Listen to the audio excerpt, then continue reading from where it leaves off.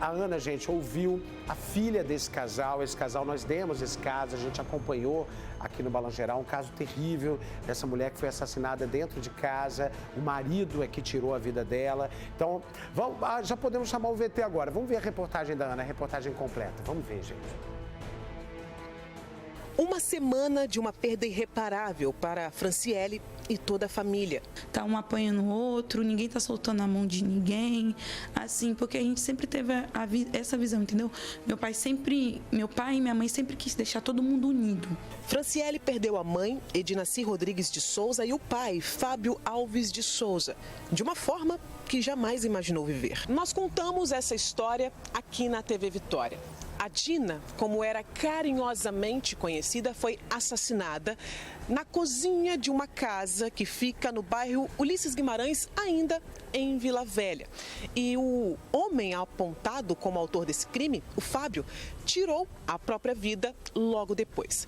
No dia desse crime, gente, testemunhas, pessoas que conheceram a Dina, contaram que ela tinha um relacionamento com o dono da casa onde ela foi morta e que o Fábio não aceitava esse relacionamento. Bom, essa foi a versão dada por testemunhas e pessoas que conheciam a vítima.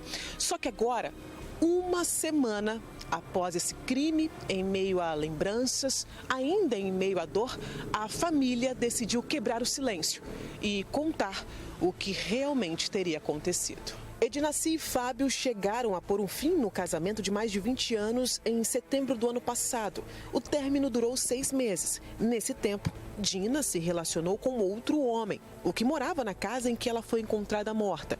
Até que em março deste ano reatou o casamento com Fábio e, segundo familiares, tudo parecia estar bem.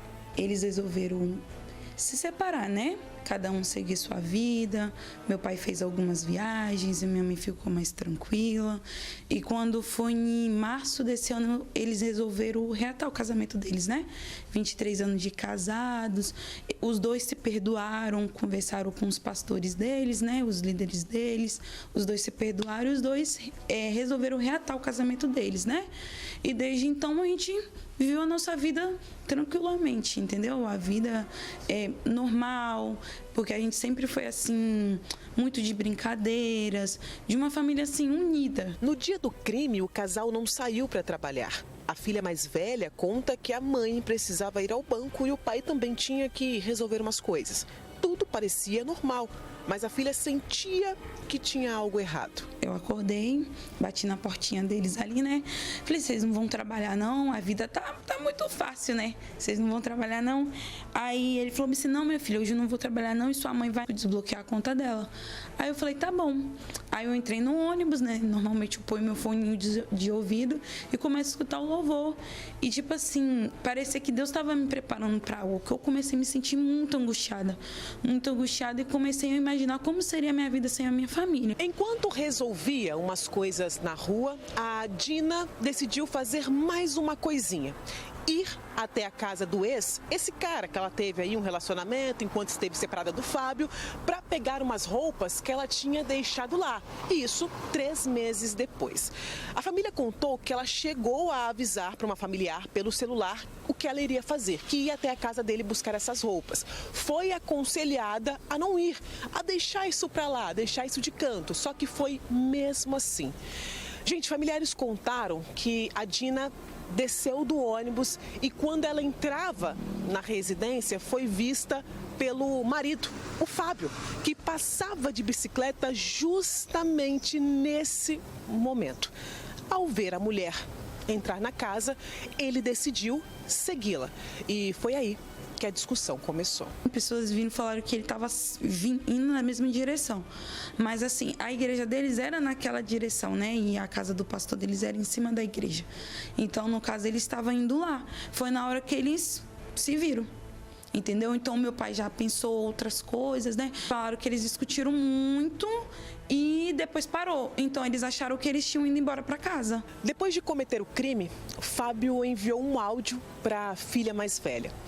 Nós não vamos expor esse áudio aqui, mas nós ouvimos e vamos relatar em detalhes o que ele disse. O Fábio ele confessa ter matado a Dina. Diz que cometeu o crime, pede para a filha cuidar de alguns familiares, sobrinhos, da irmã. Diz que se sentiu enganado e que por ter feito isso, por ter cometido esse crime, não conseguiria mais seguir e diz que tiraria a própria vida. Depois disso, ele apenas pede perdão. Ao ouvir o áudio enviado pelo pai, Franciele avisou a família. Eu escutei o áudio todo e falei com meu tio. Entendeu? Foi um momento que ele encontrou ele e tal. Aí ele me relatou. Não, o primeiro momento ele se preocupou em tirar os meus sobrinhos daqui junto com minha irmã, né? Levou pra lá. E depois acionou a polícia e tal. Aí foi na hora que minha tia já me ligou falando que tinha encontrado a minha mãe, que ela tava indo. Aí foi o momento, né? Que tudo aconteceu. O caso continua sendo investigado pela Polícia Civil. E para a família, a perda, ainda recente, continua cercada de dor e saudade. O que eu coloquei no meu coração é: o legado de vocês dois era o cuidar de pessoas. E eu sempre vou fazer isso para proteger o legado dos dois. Eu sempre vou ajudar as pessoas. Eu sempre vou trazer aquele bem-estar que os dois traziam para as outras pessoas, sabe? E enquanto eu viver, eu sempre vou honrar a imagem deles dois.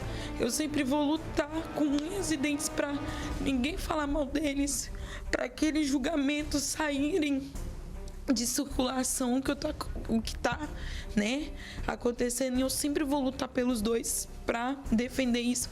E eu sempre vou honrar o legado deles, que era cuidar das pessoas.